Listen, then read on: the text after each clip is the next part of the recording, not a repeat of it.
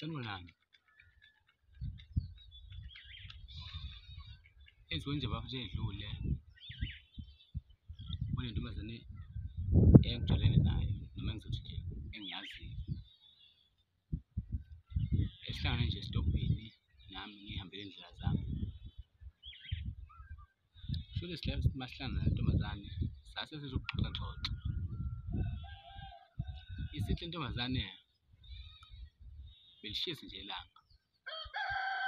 Sengithi uyazi ukuthi ilanga mase lishisa kanjena kungenzenjani ukuthi ubingelele. Sekufanele manje uhambe ubingelela abantu babuze impilo ukuthi injani ngoba lishisa nje. Isithi yona-ke kubalulekile ukuthi ukwenze lokho ngoba uma uhlangana nomuntu ngesikhathi umbuza ukuthi kunjani, mhlawumbe kungenzeka nje uthole ukuthi khona inkinga anayo. Ngesikhathi umbuza ukuthi kunjani uzosala sekutshela leyo nkinga leyo. Mhlawumbe usithole ukusizakala ungagcini nje mhlawumbe uthole ukuthi sekusuyilengisile. Sengithi mina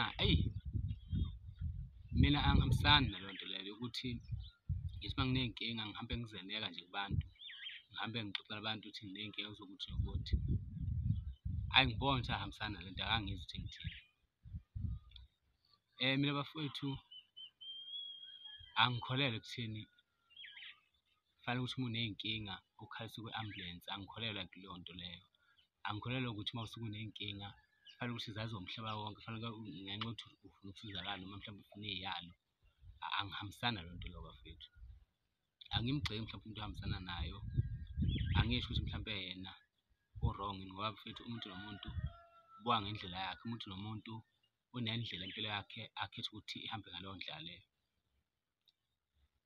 La engiqonda ukusho khona bafowethu ukuthi uyabona uma usuke unenkinga, yebo kungakusiza uthole ukuthi umuntu okunike iy'yalo ngale ndlela akunika ngayo iy'yalo, mhlawumbe lezo iy'yalo lezo zikusize.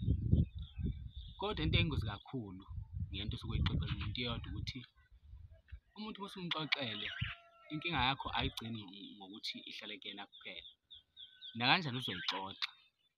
Kuyimvelo nje yethu leyo bafowethu ukuthi uma sihleli sixoxa, ngisho kuthiwa ubuthembisile ukuthi leyo nkinga leyo yalowo muntu ngeke uzoyixoxa, kodwa kuyazizalela nje uthole ukuthi uma sihleli nje sixoxa ugcine usuxoxa ngomunye umuntu.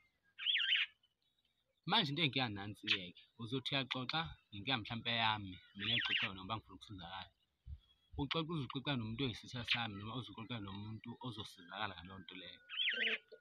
Ngakho mina bafowethu ngithi